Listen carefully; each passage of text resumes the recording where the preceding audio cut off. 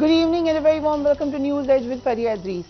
हुजरे शाह मुकीम दी एक जट्टी अर्ज करे, मैं बकरा दीवा पीर दा जे सरदा साई मरे, हट्टी सड़े करार दी जिवे दीवा नित बले, कुत्ती मरे फकीर दी जेड़ी चू चू नित करे, पंसत मरन गवांडिना रेंदियां नू थाप चढ़े, गलियां हो जान सुंजिया विच मिर्जा यार फिरे।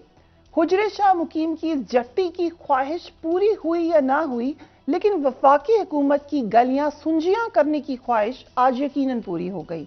इमरान खान को आमिर और मुतलकुल आन करार देने वाली जमहूरियत की अलम बरदार जमातों ने आज अमली तौर पर कौमी असम्बली से मुल्क की सबसे बड़ी अपोजिशन जमात, जो कि पिछले इलेक्शन में सबसे ज्यादा वोट लेने वाली जमात थी, जो कि सिंगल लार्जेस्ट पार्टी है पार्लियामेंट की, उसको बाहर निकाल दिया। हुकूमती जमातों ने नया बयानिया बना लिया है कि मुल्क अंधेरों में डूबता है तो डूब जाए, हमें परवाह नहीं। मुल्क कर्जों में जकड़ा जा रहा है तो जाता रहे, अभी फिलहाल इसको देखना नहीं। अवाम महंगाई से बेहाल है तो होते रहे, हमें उसकी भी तरद्दुद नहीं। मुल्क की जमहूरी इक़दार दम तोड़ती हैं तो तोड़ दें, हमें कोई पशेमानी नहीं। हुकूमती इत्तेहाद को परेशानी थी तो बस यही कि तहरीक इंसाफ कहीं गलती से असेंबली में वापस ना आ जाए।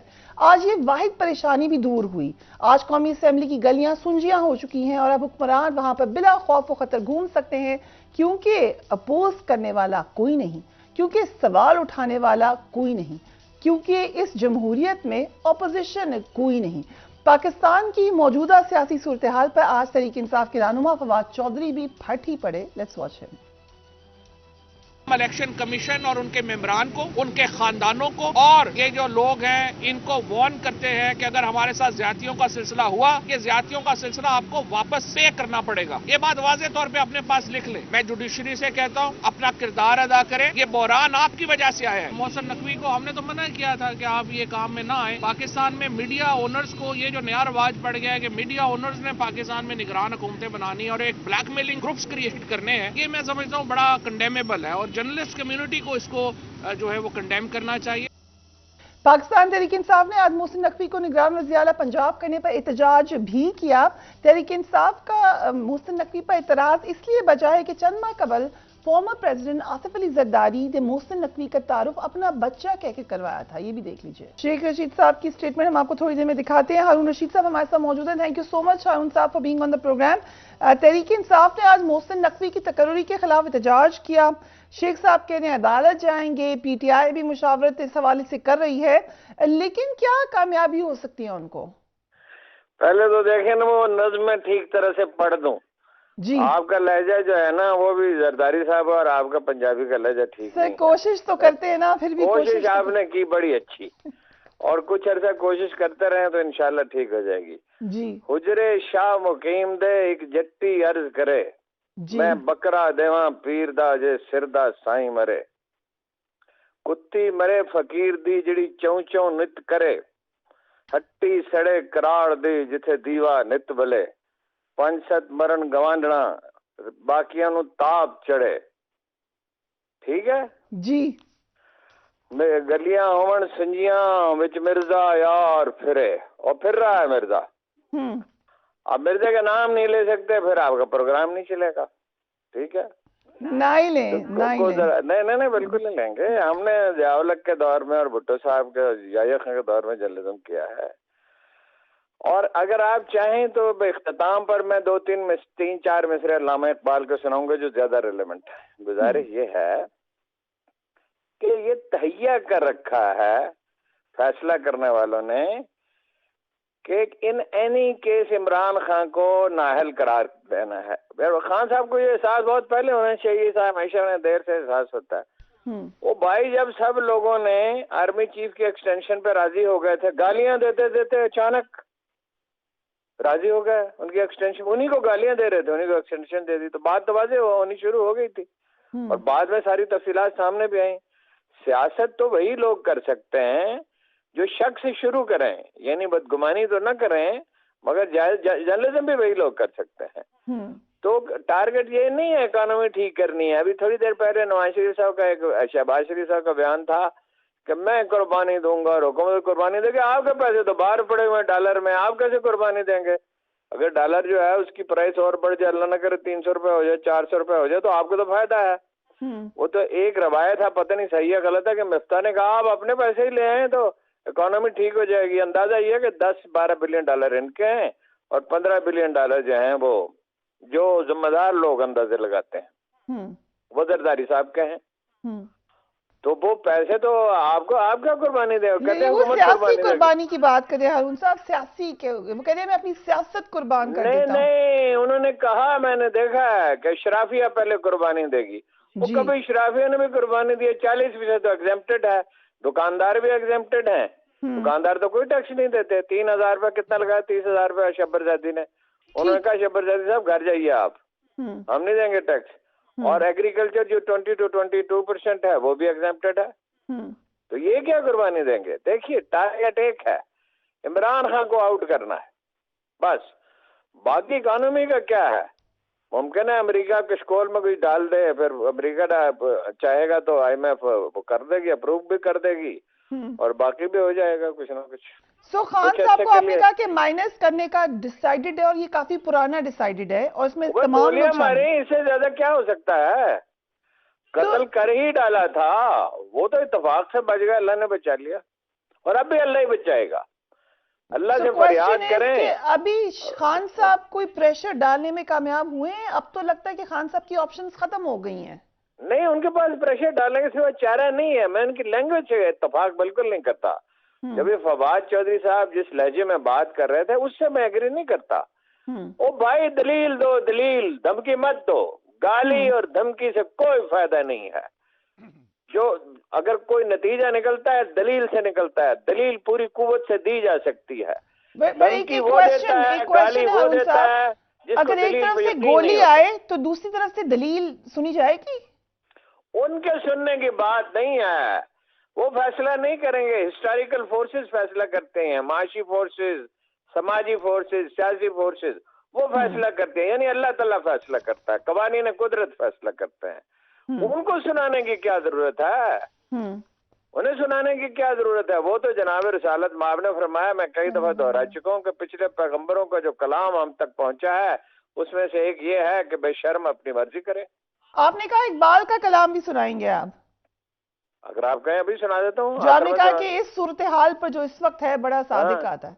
कल मैकदे में एक रंदे जीरक ने कहा है, हमारे शहर का वाली गदाए बेहया, ताज पहनाया है किसकी बेकलाही ने उसे, किसकी उरियानी ने बख्शी है उसे जर्री कबा, उसके आबे लाला गूं की खून दहका से कशीद, तेरे मेरे खेत की मट्टी है उसकी कीमिया, मांगने वाला गदा है सदका मांगे या खराज, कोई माने या ना माने मीर सुल्तान सब गदा।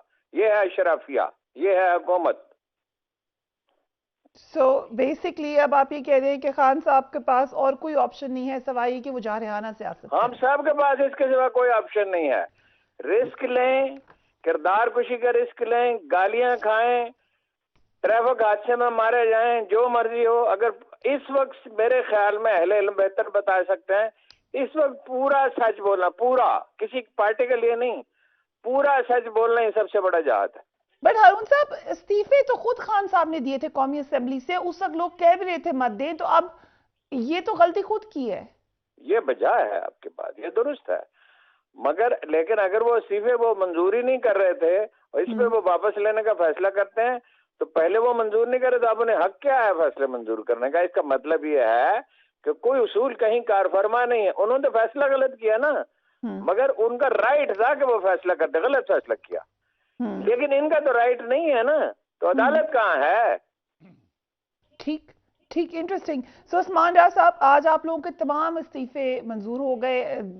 कहने वाले कह रहे हैं कि ऑल आउट हो चुके हैं अब आप कौमी असेंबली से भी, सूबाई असेंबली से आपने खुद वॉकआउट कर दिया है, और इलेक्शंस के हवाले से खबरें फैल रही हैं कि शायद वो वक्त पे भी ना हों, और जो आपको पसंदीदा उम्मीदवार थे वो उस जगह पे नहीं लगे, जो तबादले हो रहे हैं उस पर भी आपको इतराज़ है, इलेक्शन कमीशन पे भी आपको इतराज़ है। क्या लगता है आपको, आप किधर खड़े हैं इस वक्त सियासत में?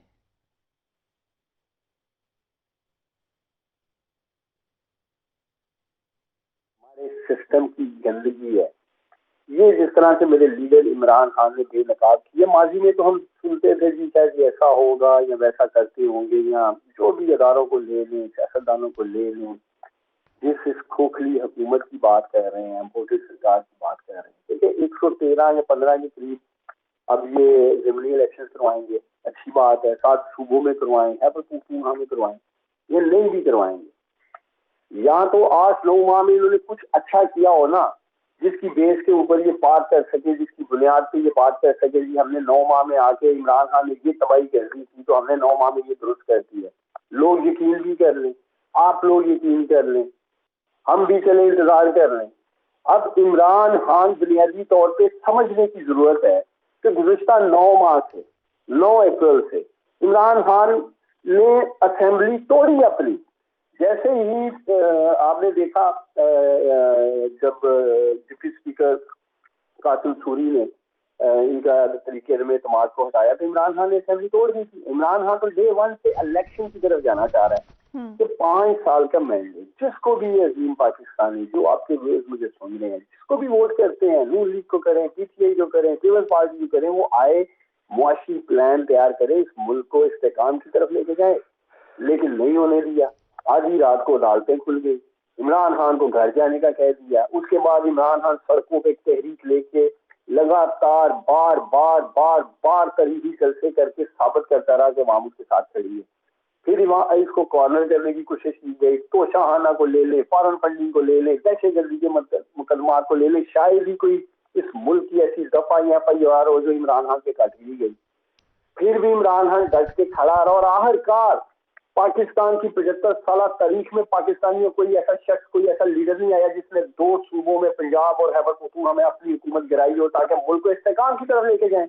इमरान खान का पंजाब हुकूमत तहलील करना, खैबर पख्तूनख्वा की हुकूमत तहलील करना वाजिया पैगाम है इमरान खान की तरफ को कि कोई पावरलेस नहीं है भैया, वो कोई पावर हंगर या ताकत के पीछे नहीं भाग रहा है, वो पाकिस्तान को आगे बढ़ता देखना चाहता है, पाकिस्तान में इस्तेकाम देखना चाहते हैं इमरान खान। उस्मान जाज़ साहब देखिए जी ठीक है, ये तमाम जदोजहद से कोई इनकार नहीं है, लेकिन एंड गेम क्या हुआ? जो आप लोग जा रहे थे सियासी मैदान में, इस तक आपको लग नहीं रहा कि आपके पास बड़ी कम ऑप्शंस रह गई हैं? आज आपके कुछ अरकान इस्तीफों की मंजूरी की वजह से चीफ जस्टिस ने पाकिस्तान से मुलाकात की, दरख्वास्त की, वो भी नहीं हो सकी। मुल्क की फरिया आइन शिकली करेंगे ना, आइन कहता है पाकिस्तान का कि 90 रोज में दोनों असेंबली के इलेक्शन करवाने हैं जी। अगर ये इलेक्शन नहीं करवाएंगे आइन शिकली की तरफ जाएंगे जी। दूसरा ये समझते हैं कि इमरान खान चुप करके बैठेगा और ये तमाशा जो इन्होंने इस मुल्क में लगा रखा है, इमरान खान ऐसे ही देखता रहेगा, ऐसे भी नहीं होगा। मेरा क्लिप रिकॉर्ड पे रखें, 90 रोज के अंदर अगर इलेक्शन नहीं होंगे फिर इस मुल्क की सड़कों पे आप देखेंगे कराची से लेके कश्मीर तक, पूरा वजीरिस्तान तक दमादम मस्कल अंदर होगा। फिर उसमें एक तासुर जो आपकी पार्टी में भी ये राय दी गई कि शायद लोग अब थक गए हैं एहतजाज कर करके, क्योंकि आप पहले दिन से एहतजाज करवा रहे हैं। लुटेरे को जो भी उन्होंने लगाया लगा ले, अपने एम्पायर खड़े कर ले, अपने मजहब के पसंद के बंदे लगा ले, ब्यूरोक्रेट लगा ले, केयरटेकर CMs लगा ले, इमरान खान को नहीं ये रोक सकते। इमरान खान वापस आएगा, ये मेरा क्लिप रिकॉर्ड पे रखें, इन दोनों असेंबलीज में भी आएगा, सिंध में भी इनका सफाया होने जा रहा है सरकारी माफिया का, और मरकज में भी 3 चुकाई से वापस आएंगे अक्सरियत से। इसी खौफ से ये भाग रहे हैं, भागने नहीं इनको देंगे, इलेक्शन से नहीं भागने देंगे। अगर इजाजत देंगे ना ये नजरिया जरूरत, इसको भी हमेशा हमेशा के लिए इस मुल्क में दफन कर देंगे हम। ये जो नजरिया जरूरत हम सुनते आए हैं माजी में भी कि नजरिया जरूरत की वजह से ये करना पड़ रहा है, आइन तक तोड़ दिया गया इस मुल्क में नजरिया जरूरत की वजह से। ये 90 की लड़ाई नहीं है, ये 21वीं सदी का पाकिस्तान है। आप देखें आने वाले दिनों में पाकिस्तान तरीके इंसाफ और इमरान खान कैसा कैसा सरप्राइज देने वाला है इन्हें। ओके चलिए, इस पे मैं आपसे पूछती हूँ। खलील सिंधु साहब, आज स्पीकर ने PTI के तमाम इस्तीफे मंजूर कर लिए, 40% असेंबली खाली कर दी खुद ही से उन्होंने। पहले लेजिटिमेसी का सवाल था कि आपके बहुत सारे मेंबर्स आ नहीं रहे, अब इन पे बाय इलेक्शंस में भी आप कहते हैं कि हमने पता नहीं जाना है नहीं जाना है। सबसे बड़ी जमात को ऑपोजिशन और वाहिद ऑपोजिशन की जमात को बाहर निकाल कर जमहूरी तौर पे कितना आपको लग रहा है कि आप एलिवेटेड हैं? बड़ा जबरदस्त काम किया आपने।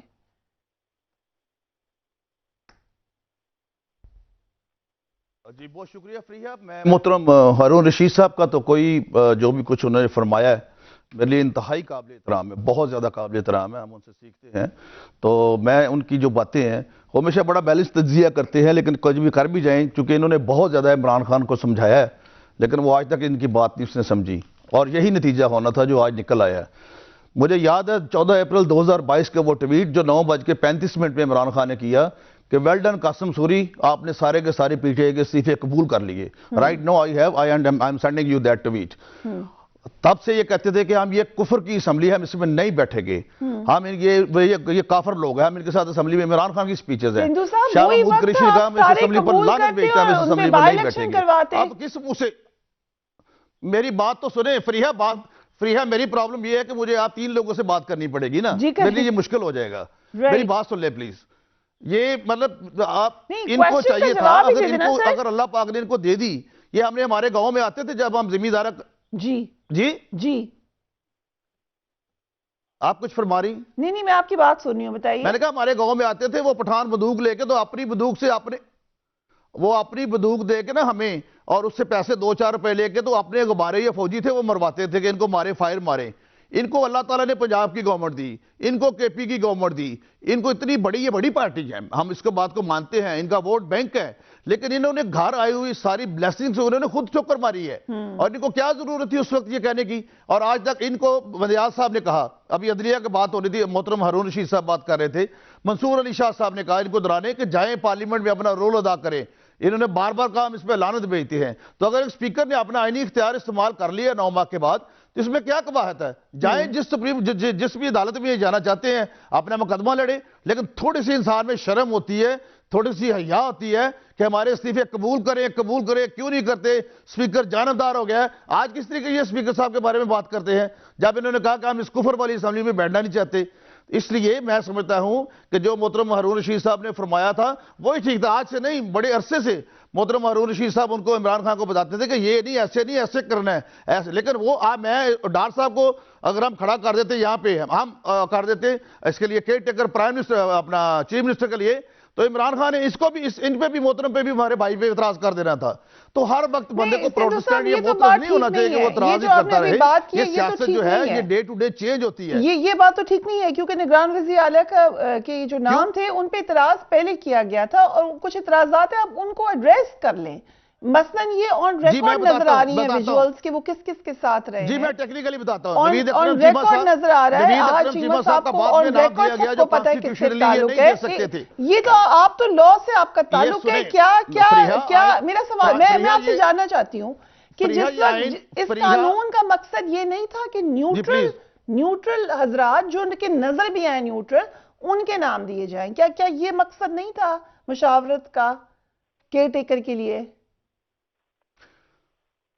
जी फ्रीहा, एक न्यूट्रल नाम था, एक न्यूट्रल नाम जो आया नासिर महमूद खोसा साहब का, हम सारे उस पर एग्री थे, उन्होंने उसको कह दिया।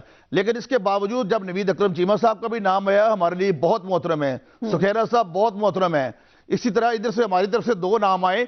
आप मुझे एक ट्वीट दिखा दें, सोशल मीडिया पे कोई एक बता दें कि हमने उन दोनों मौजूद का जो आदमी है चीमा साहब और सुखैरा साहब, उनके खिलाफ एक ट्वीट भी की हो, कोई किसी ने बात की हो। इनकी गालन गलोच ब्रिगेड ने मोहसिन नकवी को आप भी कह रही थी कि जरदारी ने उसको बच्चा कहा है, चलो एक प्यार से कहते हैं, हारून रशीद साहब मुझे कह सकते हैं, मैं उनसे छोटा हूं, कि ये हमारे बेटों की तरह है। यहां तो लोग अपने बच्चों को बच्चे नहीं मानते, तो अगर उसने कह ही दिया तो इसमें क्या, कौन सी कबाहत होगी? और परवेज इलाही साहब का वो सकी भांजी का वो हस्बैंड है, कोई एक बात बताएं कि वो किस सियासी जमात में उसने क्या किया है, और कोई एक उसका बयान बता दे, अगर बन गया तो अच्छा। दूसरा, उसके पास इख्तियारात क्या है 224 के तहत? कुछ भी नहीं, जो इलेक्शन कमीशन ने करना वही करना है। हम भी चाहते हैं 90 दिन के बाद इलेक्शन हो, और इलेक्शन होने चाहिए। ठीक है, ये बात आपने अहम की है, इसके ऊपर हम डिटेल में भी बात करेंगे। हारून साहब, ये एक सवाल अहम है कि कितनी पावर होगी केयर टेकर गवर्नमेंट के पास। दूसरी बात यह कि पंजाब और केपी में जो मुसलसल निगरान हुकूमतों को प्रोलॉन्ग करने की बात हो रही है, आज हम मुख्तलिफ लोगों से पूछते रहे, कोई आइन में प्रोविजन इसकी नजर नहीं आ रही। सो ये बातें क्यों हो रही हैं? कौन सा आइन? आइन कायदे आजम चले गए, आइन चला गया। उसके बाद ये है कि किसी ने थोड़ा इनहराफ किया, किसी ने ज्यादा इनहराफ किया, किसी ने उसे रौंद ही डाला। ज़िया-उल-हक ने कहा ये चंद कागजों का पलंदा है, मैं इसे फाड़ के फेंक सकता हूँ, ये हुए मेरे पास आएंगे। और सभी उनके पास गए, उनमें से कुछ आजकल पीपल्स पार्टी में हैं, कुछ नून लीग में हैं, कुछ पीटीआई में हैं। तो आइन को कौन मानता है? वो जब आप अदारे सारे तबाह कर डाले हैं आपने, सिविल अदारों के बल पे मुल्क चलते हैं ना जी। अभी वो अमेरिकी सदर को, पहले वो साबिक सदर को और अब नए सदर को भी मतलब वार्निंग दी है और उसको वो हो रही है हो रही। अभी बरतानी वजीर आजम जो है उसको भी जुर्माना हुआ। आपको पता किस बात पे जुर्माना हुआ? आपके इल्म में होगा। जी, थोड़ी देर के लिए उन्होंने बेल्ट खोल दी थी जी। तो आइन तो कहीं नहीं है ना, कानून तो कहीं नहीं है ना। अब जब ताकतवर लोग तुल जाएं आइन को पामाल करने पे तो कोई क्या कर सकता है? मार्शल भी तो लगे हैं, तो अदालतों ने क्या बिगाड़ लिया उनका? अभी देखिए ना, रावणवार रिहा हो गए और उदयर बलोच रिहा हो गए और जरदारी साहब के खिलाफ नवाज शरीफ, शहबाज शरीफ, हमजा और मरियम के खिलाफ कोई कार्रवाई नहीं हो सकती। उधर पीपल्स पार्टी में खुसरो बख्तियार था, उसकी 3 शुगर मिलों की कभी पता ही नहीं चला वो कहाँ से लग गई। इसी तरह के और लोग भी थे। वो शहजाद अकबर कहाँ? मैंने खान साहब से पूछा, आपने देखा होगा, भाई शहजाद अकबर कहाँ है? फरोग नसीम कहाँ है? खुसरो बख्तियार कहाँ है? उस्मान बुज़दार कहाँ है? कौन सच सुनना चाहता है? कौन आइन के पास जारी करना चाहता है? जब आपने पूछा कुछ भी नहीं है। खान साहब क्या कह सकते? खान साहब को खुद पता है किधर है? खान साहब को क्या पता? तो खान साहब तो अपने लड़ाई लड़ने में मसरूफ। तो हम ये कह सकते हैं कि सारा मतलब खान साहब की अपनी भी गलतियां हैं सर बीच में, या बेशुमार बेहिसाब गलतियां ने। पहले दिन जब ये सब कुछ, पहली बात तो ये है कि एस्टेब्लिशमेंट की सरपरस्ती उन्होंने क्यों कबूल की? उनको 2013 से मैंने लेक्चर देना शुरू किया कि मैकेनिज्म बनाए टिकटों का। उन्हें बताया कायदे-ए-आज़म का मैकेनिज्म क्या था, और मैं तो किस काबिल हूँ? मुझसे बहुत बेहतर लोग भी उन्हें मशवरे देते होंगे। तो मैं कोई मैकेनिज्म नहीं बनाया। फिर जब ये अपना हो गया इलेक्शन के बाद, वाजे हो गया कि एस्टेब्लिशमेंट सारे फैसले करना चाहती है, तो अपना इस्तीफा देते और नया इलेक्शन कराते और बैठ जाते अपोजिशन में। इक़्तिदार कहाँ? कुरान करीम में लिखा हुआ है कि आप इक़्तिदार में आए। और ये क्या खान साहब का कॉन्सेप्ट है कि इक़्तिदार में आके इस्लाह हो सकती है? इक़्तिदार में आके इस्लाह हो सकती तो लियाकत अली खान भी बड़े नेक नीयत आदमी थे, और भी चौधरी मोहम्मद अली नेक नीयत आदमी थे, और कई ऐसे लोग आए बीच में। हारून साहब, क्योंकि आपके पास इनसाइड है 2018 के इलेक्शन में, और ये बात खान साहब के साथ डिस्कस हुई जर्नलिस्ट की एक मीटिंग में, उनको नकली सर्विस बना के दिखाए गए कि ये बंदा पॉपुलर है, इसको टिकट दे दे। एक साहब ने नकली सर्विस ये मुझे नहीं पता। बहरहाल जो लोग टिकटों की वो तस्दीक कर रहे थे, उनमें से एक से मैंने पूछा था कि आपके लड़कों को टेम्पटेशन नहीं होती हैं जैसे सियासतदानों को होती हैं? वो सारी टेम्पटेशन जो सियासतदानों को होती हैं आपके लड़कों को नहीं होती हैं। वो खामोश हो गया। उन्होंने कहा जी मेरे पास इस सवाल का कोई जवाब नहीं। आपने ये भी ट्वीट किया कि इंटरनेशनल एस्टेब्लिशमेंट का फैसला है, बिलावल भुट्टो वजीर आजम और मरियम नवाज वजीर आला पंजाब। इंटरनेशनल एस्टेब्लिशमेंट ये चाहती है, फैसले का लफ्ज मुझसे गलती हो गई, इंटरनेशनल एस्टेब्लिशमेंट ये चाहती है, लेकिन चाहने से क्या होता है? तो हमारी एस्टेब्लिशमेंट, अगर इंसान ही सारे फैसले, पाकिस्तान तो बनना ही नहीं चाहिए था। वो कायदे-ए-आज़म को कहता था, पंजाब का वजीर आला कहता था कायदे-ए-आज़म को, इस गुजराती वकीलों की पता है, गुजराती वकील सच्चा था। वो मोहम्मद अली जिन्ना से कायदे-ए-आज़म बना, और कायदे-ए-आज़म बनने के बाद उसने 75.6% वोट लिए, बाकी 24.4% वोट भी पाकिस्तान के खिलाफ नहीं थे सारे। बाकी वोट कोई इंडिपेंडेंस के भी थे, 10% होंगे। और भाई कोई पूरा सच बोले तो सही। कोई देखिए, खुदा को कोई लश्कर चाहिए? अल्लाह तो एक बंदे को भेजता है जो पूरा सच्चा हो, उसके गिर्द लोग जमा हो जाते हैं। पूरी बात करे ना। खान साहब भी पूरी बात कहाँ करते हैं? कई दफा पूछा उनसे, भाई उस्मान बुज़दार का मतलब क्या है? खुसरो बख्तियार का क्या मतलब है? राइट। सो उस्मान डार साहब, ऐसा लग रहा है कि तहरीक इंसाफ एक बंद गली में आ चुकी है। क्या आपके ख्याल से कुछ बैठ के सोच विचार करनी चाहिए, नया प्लान बनाना चाहिए, या आपने कहा कि हमारे पास सरप्राइजेज है, ये क्या सरप्राइजेज अब हो सकते हैं? देखिए, एक तो जैसे मैंने आपको कहा है कि हम अपना इलेक्शन पे फोकस कर रहे हैं। इनकी ख्वाहिश जरूर हो सकती है कि इलेक्शन 1 साल के लिए आगे ले जाएं, या ये केयर सेटअप पंजाब का या खैबर पख्तूनख्वा का एक्सटेंड कर दें। इन सब चीजों के लिए आइन कितनी करनी पड़ेगी? आइन में तो कोई गुंजाइश नहीं है। सूबों में तो है, मरकज में या वफाक में 1 साल के लिए एक्सटेंड किए जा सकते हैं चीजें, वो आइन में है, लेकिन सूबों के लिए तो ऐसी कोई गुंजाइश नहीं है। उसके अलावा जो इन्होंने 100 से ज्यादा हमारे इस्तीफे कबूल किए हैं वफाक के, उसमें भी इनको ज़िमनी इंतखाबात की तरफ जाना है। तो एंड ऑफ द डे इंतखाबात वाहिद हाल है, ये कितनी की देर की करतानी लगाए रखेंगे? देखिए, जब तक पाकिस्तान में साफ शफाफ इंतखाबात नहीं हों, ये पाकिस्तान में मुआशी इस्तेहकाम भूल जाएं आप। पाकिस्तान में आने वाला हर दिन मुश्किल बात की तरफ लेके जा रहे इस कौम को। कल देखे कितना बड़ा पावर ब्रेकडाउन हुआ पाकिस्तान की तारीख का। आपने देखा जो मुल्क में तमाशा लगा रखा था इन्होंने, मुख्तलिफ किस्म के बयानात आ रहे थे और क्या सारे मुल्क में एक माहौल बना हुआ था। तो गवर्नेंस पे इनका ध्यान आपकी ज़बान में भी हो गया था, वो तो अनफॉर्चुनेट लंबी हकीकत है पाकिस्तान की। लेकिन बात प्रेशर डालने की उस्मान डार साहब, लग ये रहा है कि इस वक्त कोई प्रेशर नहीं है आपका, चाहे हुकूमत के ऊपर, चाहे एस्टैब्लिशमेंट के ऊपर, चाहे इलेक्शन कमीशन के ऊपर, आप लोगों का कोई प्रेशर है नहीं। देखिए, हाँ साहब आ रहे हैं ना, जिस लीडर का प्रेशर है, जैसे हरूर रशीद साहब कह रहे थे, उसकी तो उन्होंने जान लेने की कोशिश की, कातलाना हमले में बाल बाल बच गए। हाँ साहब, अल्लाह ताला का शुक्र अदा करते हैं, वरना तो इन्होंने जानलेवा हमला करवाया था। इमरान खान से किसी तरीके चोरों, डाकुओं, लुटेरों, नलायकों, नहलों की जान छूट गए। अल्लाह ताला ने हमारे लीडर को दूसरी जिंदगी दी। इमरान खान साहब तकरीबन सेहतयाब हो चुके हैं और बहुत जल्द वो इंशाल्लाह ताला आप देखेंगे। इमरान खान साहब अकेले ही प्रेशर डालेंगे, उनकी पार्टी इस मामले में उनका ही इंतजार करिए, you totally dependent on Khan आज लाहौर, आज हमारी जो सीनियर लीडरशिप है, उन्होंने लाहौर इलेक्शन कमीशन आपके बाहर एहतजाज किया जिस हद तक मुमकिन था, मगर ये इलेक्शन से भाग रहे हैं, हम इनको भागने नहीं देंगे।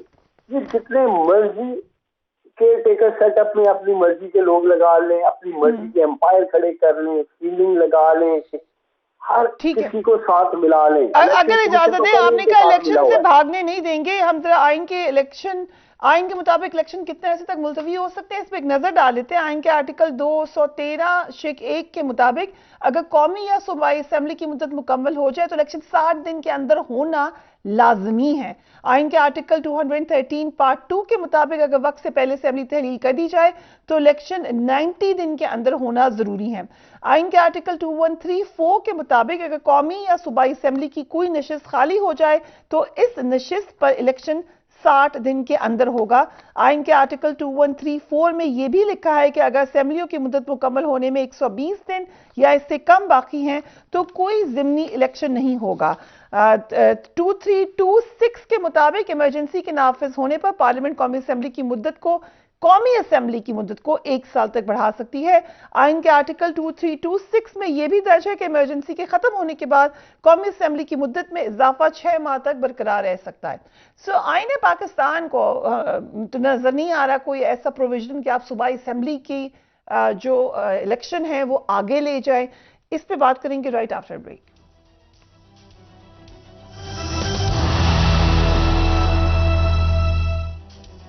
And welcome back. पाकिस्तान में मेजर पावर ब्रेकडाउन के हवाले से मुख्तलिफ कयास आराइयाँ हुई।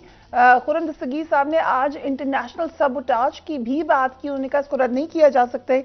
कल वो जो कहते रहे अखबारात में उसके हवाले से कुछ और खबर छपी, ये भी कहा गया कुछ लोगों ने कि गवर्नमेंट ने खुद ही एनर्जी सेविंग का एक मेजर किया जो कि उनके हाथ से निकल गया। शहबाज जैदी ने इस हवाले से एक ट्वीट की और शहबाज जैदी साहब से हम उसी हवाले से बात करेंगे, उनकी ट्वीट को भी देख लीजिए। उन्होंने कहा White House spokesman rightly acknowledge that USA is aware of energy crisis in Pakistan, however it is strange that as per Pakistan government and people at large there is all good.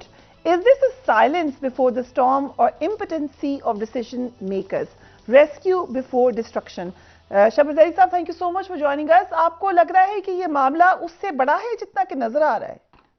नहीं, देखिए मैं थोड़ा सा क्लैरिफाई कर दूं, ये जो मेरा ट्वीट है ये उस रेफरेंस से नहीं कि पर्टिकुलर जो ब्रेकडाउन हुआ था। मेरा ट्वीट ये है कि व्हाइट हाउस वाला हमारे एनर्जी क्राइसिस के बारे में क्यों बात कर रहे हैं।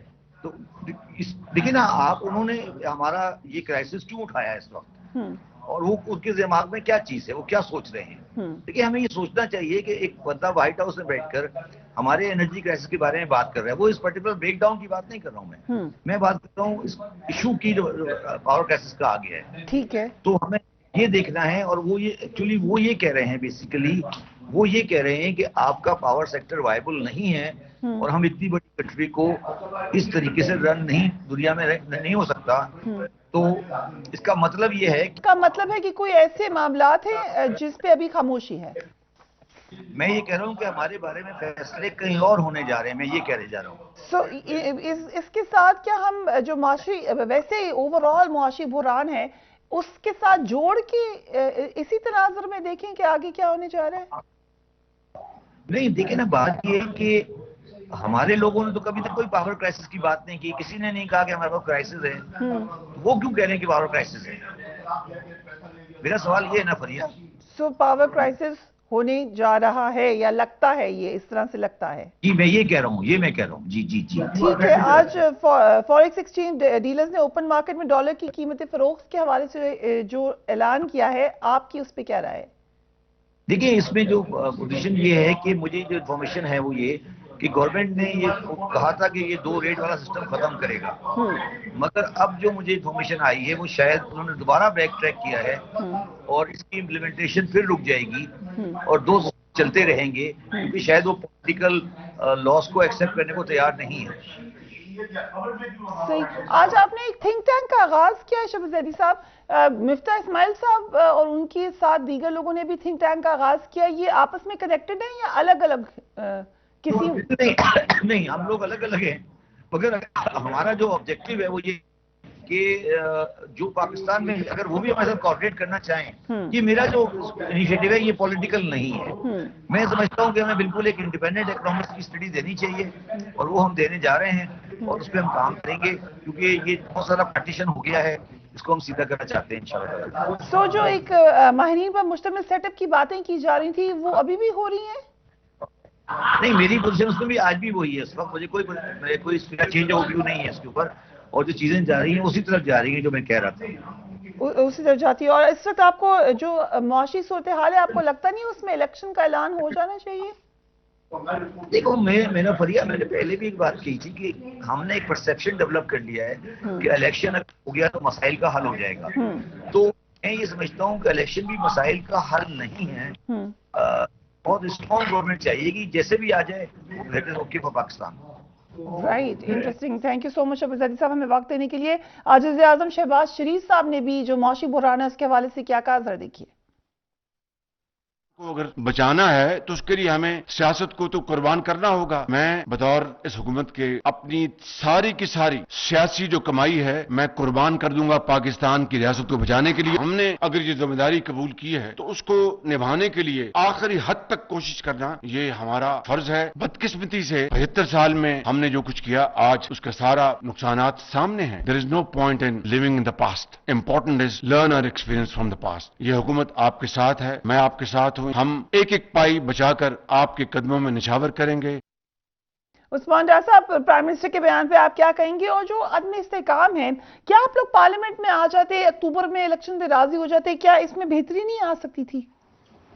देखिए प्रिया, पहले तो मैं एक्सपेक्ट कर रहा था कि आपके वजीर आजम, उन्होंने बकौल खुद कहा था कि मुझे अपने कपड़े तक बेचने पड़े तो मैं बेच दूंगा, आटा सस्ता दूंगा। तो आप बताएं, उस वक्त से लेके अभी तक 200% आटे की कीमतें महंगी हो चुकी हैं। तो अपने पहले कोलोफेल में इतना तजाद है आपके इम्पोर्टेड वजीर आजम में, तो हम उनकी किस बात का यकीन करें? खैर, इन्होंने तो आसफ अली जरदारी का पेट भी फाड़ना था, लाड़काना और लाहौर की सड़कों पे भी घसीटना था। तो ये सियासी शुबदाबाजी जो है ना, ये बस अवाम तंग आ चुके हैं ऐसे। और मैं इन्हें मशवरा दूंगा आपके प्रोग्राम से, अगर कोई इन्हें मेरा पैगाम दे सके, अब ऐसी बढ़के ना लगाया करें ना। लोग इंटरेस्टेड है ऐसी सियासी बढ़कों से, आप अमली तौर पे कुछ करके दिखाएं। एक तो ये मेरा पैगाम है और जवाब है जो आपने मुझे सवाल किया।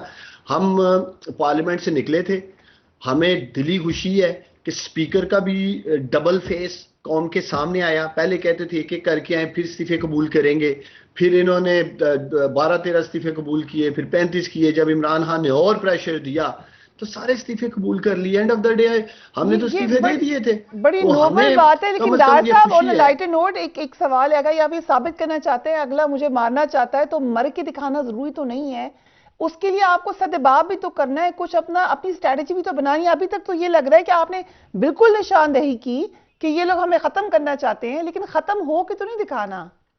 देखिए, ऐसा सदेबाब करने जा रहे हैं कि नजरिया जरूरत, जैसे मैंने आपको कहा है कि हमेशा हमेशा के लिए इस मुल्क में दफन कर दी जाएगी। कौन और ये जो करेगा? एक परसेप्शन और तासर क्रिएट किया जाता है ना कि जिसके ऊपर ऐसे कांटा लगा दें, रेड क्रॉस लगा दें, शायद वो तो लग वापस नहीं जाता आ है सर, सकता। जिस पे मेरा लगाते हैं लीडर कांटा इमरान लग खान आप जाता है, ये लोगों को वापस रियलिटी है आके दिखाएगा। पाकिस्तान की। जी आप दोबारा लोग खुद कहिएगा। मिलके लगाते रहे कांटे दूसरों पर। नहीं नहीं, हमने कौन से कांटे लगाए हैं जिनको अगर कहते रहे हम पे कांटे लगे हैं, तो आपके सामने वो किस तरह इक़्तिदार में बैठे हुए हैं, 1100 अरब रुपए के डाके मार के माफ कर दिए गए हैं। 1100 अरब रुपए का तो डाके मार के इस तरह के कांटे लगवाने हैं तो कोई भी तैयार होगा जी, हमें कांटा लगा दें और बाद में 1100 अरब रुपए की डकैतियां चोरियां हमारी माफ कर दें, नैब कवानीन में तब्दीली कर दें। तो ये है, छोड़े आम पाकिस्तानी में जाएं भैया। अभी लोग मुझे बताएं, जो हालात 8-9 माह में इस मुल्क में कर दी हैं इन्होंने, लोग तो दो वक्त की रोटी के लिए इतनी जदोजहद स्ट्रगल कर रहे हैं, 3 वक्त की तो भूल ही जाएं। बच्चों की फीसें देने के लिए पैसे तक नहीं है लोगों के पास, बच्चों के दूध खरीदने के पैसे नहीं है लोगों के पास, बिजली के बिल अदा नहीं कर सकते हैं। आप बताएं ना, जो महंगाई का तूफान 9 माह में आया और अभी आना है, मिनी बजट लाने की तैयारी हो रही है, तखमीना है कि मजमूई तौर पर महंगाई की शरह 35% होने जा रही है। ये बात ठीक है आपकी। सो खलील ताहिर सिंधु साहब, एक 35% आफ्टर द मिनी बजट जो कि अभी आने जा रहा है। सो खलील साहब जरूर बताइएगा, एक तो मुझे आइन की प्रोविजन वो बताइएगा कि सूबाई असेंबली के इलेक्शन कैसे आप लोग डिले करेंगे।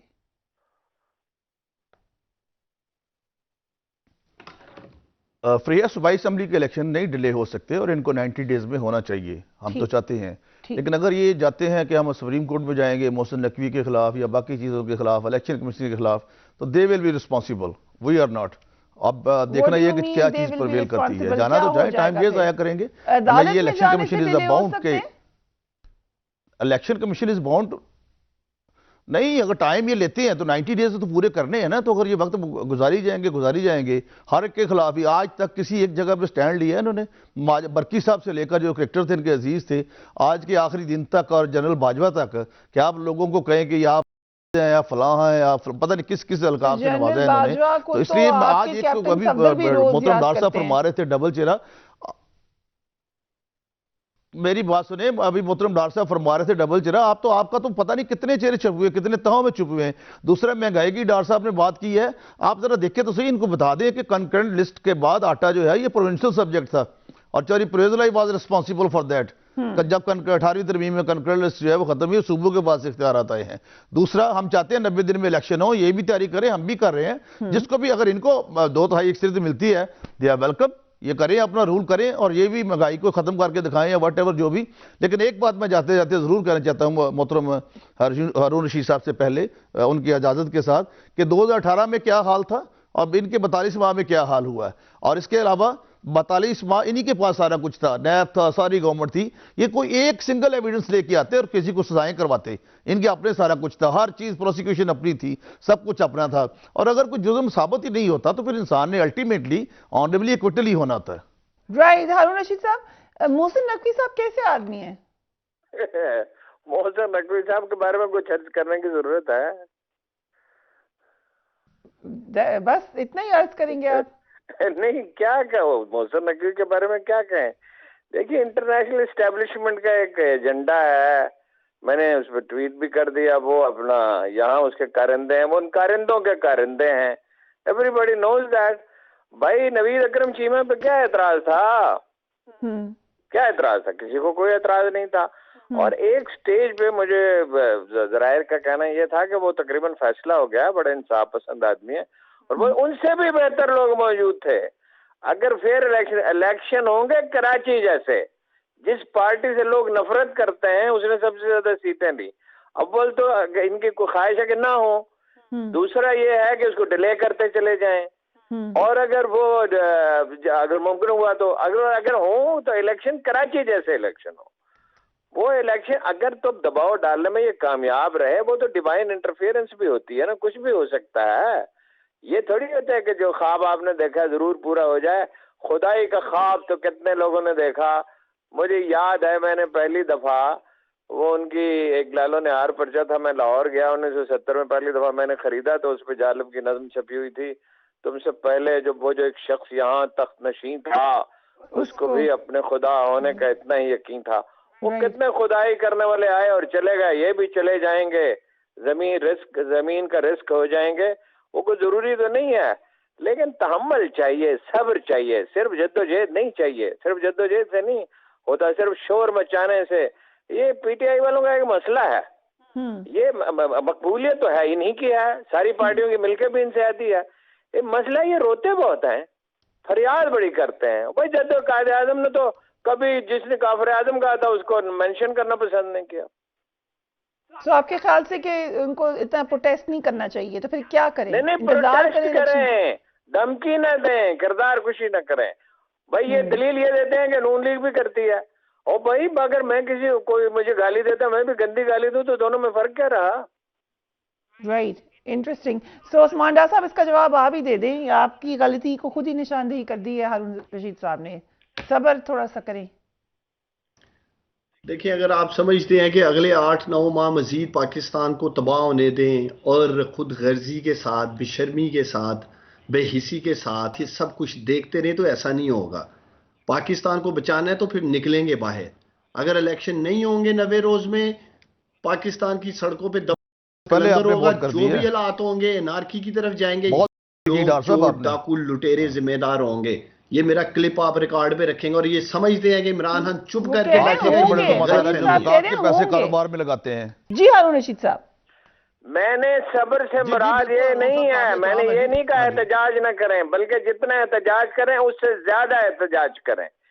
धमकी न दें और किरदार कुशी न करें, और इसको जवाब न बनाएं कि नून लीग भी किरदार कुशी करती रही है तो हम भी करेंगे, या फलां करता रहा है, या एनपी वाले करते रहे तो हम भी करेंगे। अल्ताफ हुसैन ने तो खैर हद ही कर दी थी। सब्र से मुराद है हिकमत से काम लेना। मैं ये नहीं कह रहा एहतजाज न करें, इससे भी 10 गुना ज्यादा एहतजाज करें। हारून साहब, क्या खान साहब की गिरफ्तारी भी हो सकती है? मेरा ख्याल है बहुत मुश्किल होगा, मेरा अंदाजा है, अल्लाह बेहतर जानता है। लेकिन अगर कत्ल का मंसूबा बन सकता है तो गिरफ्तारी क्या चीज है? लेकिन मेरा ख्याल है हालात बहुत खराब हो जाएंगे गिरफ्तार किया। जरदारी साहब इसके हक में नहीं है, मौलाना फजलुर रहमान भी बाहर जो मर्जी कहें, अंदर ये कहते हैं कि ना करें गिरफ्तार। मौलाना साहब कहते हैं कि ना करें, अंदर यही कहते हैं। वो सिर्फ मरियम चाहती हैं गिरफ्तारी पे, सबसे ज्यादा शौक उनको है गिरफ्तार कराने का। Okay, interesting. उस्मान डार साहब, अगर ये एक खदशा तो मौजूद है बहरहाल, तो उसके हवाले से आपकी स्ट्रेटजी है?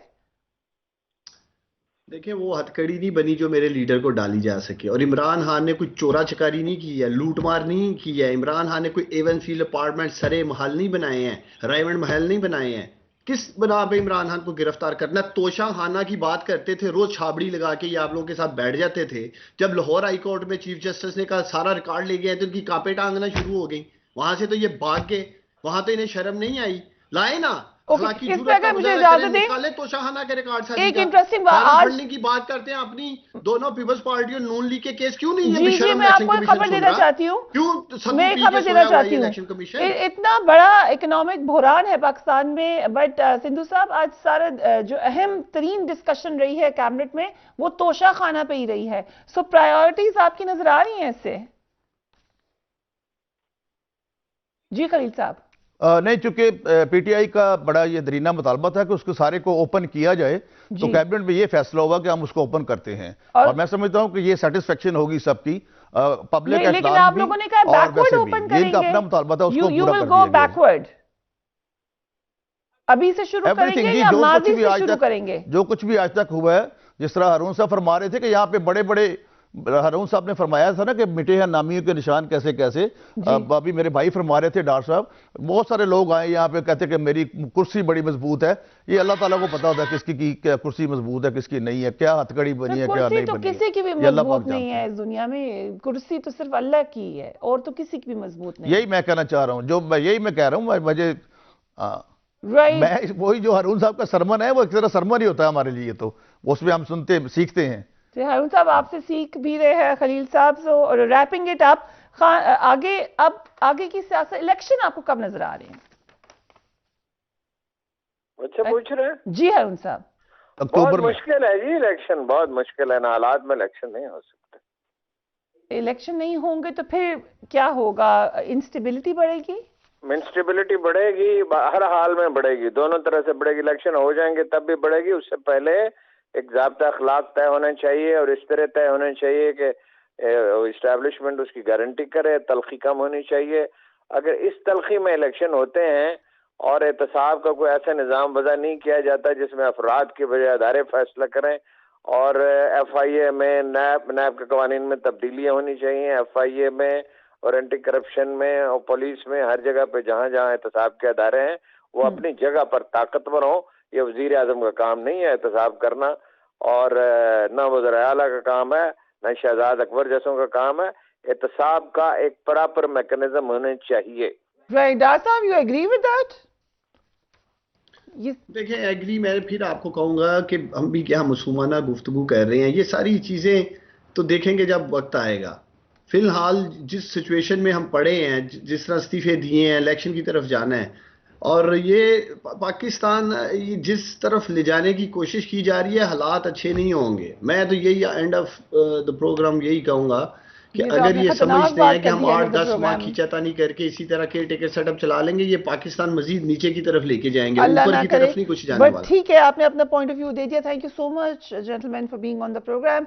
यकीनन इस वक्त नजर ये आ रहा है कि पाकिस्तान की सियासत यकीनन एक खतरनाक जानिब रवां दवा है, क्योंकि बहुत सारे मामलात हो रहे हैं, बहुत सारे फैसले हो रहे हैं, लेकिन जो मिल बैठकर इकट्ठे आगे चलने का अमल है वो बिल्कुल रुका हुआ है। Do take care of yourself. अल्लाह हाफिज।